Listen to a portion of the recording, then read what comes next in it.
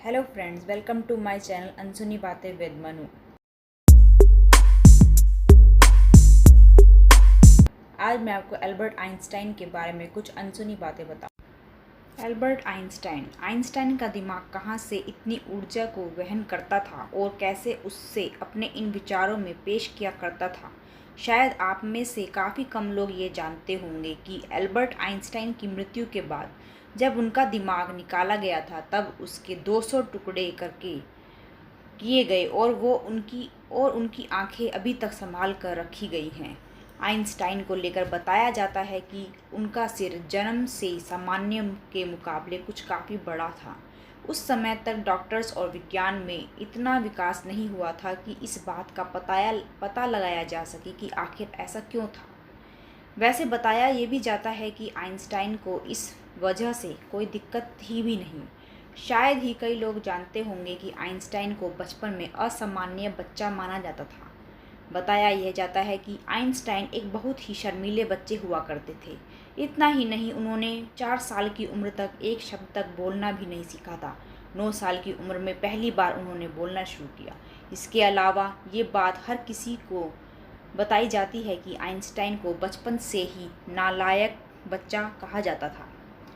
खासकर उनके टीचर्स उन्हें बिल्कुल पसंद नहीं किया करते थे क्योंकि वो गणित और विज्ञान जैसे विषयों के अलावा हर विषय में फेल हो जाते थे। दुनिया के तमाम विद्यार्थियों की तरह आइंस्टाइन पर भी टीचर्स की डांट का कोई असर नहीं होता था।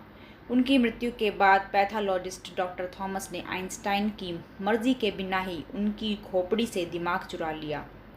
इसके बाद ये बात सबके सामने आई तो हॉस्पिटल वालों ने भी थॉमस से उनका दिमाग लौटाने के लिए आग्रह किया, लेकिन थॉमस ने इससे साफ इनकार कर दिया। लगभग 20 सालों तक उन्होंने आइंस्टाइन के दिमाग को सबसे छुपा कर रखा। 20 साल बाद आइंस्टाइन के बेटे एल्बर्ट आइंस्टाइन से अनुमति लेने के बाद दिमाग पर परीक्षण शुरू किया गया। लेकिन बताया यह भी जाता है कि थॉमस में इतनी क्षमता नहीं थी कि वो उनके दिमाग को पढ़ पाते, इसलिए उन्होंने उनके दिमाग के 200 टुकड़े कर दिए और अलग अलग साथी डॉक्टरों को दे दिया। अध्ययन के बाद के नतीजे काफ़ी चौंकाने वाले थे।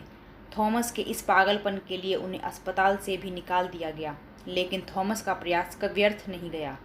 इनका एक शानदार नतीजा सामने आया, वो ये था कि आइंस्टाइन के दिमाग में साधारण लोगों की तुलना में एक असाधारण कोशिका संरचना थी। ये आम इंसान के मुकाबले में काफ़ी बड़ी थी। पेरिस के मटर म्यूज़ियम एक ऐसी जगह है जहां आप एल्बर्ट आइंस्टाइन के दिमाग के उन 200 टुकड़ों को देख सकते हैं। मुख्य संग्रहालय गैलरी में प्रदर्शन पर ग्लास स्लाइड में सुरक्षित हैं। तो ये थी आइंस्टाइन के बारे में कुछ अनसुनी बात जो शायद आप में से कुछ लोग नहीं जानते होंगे।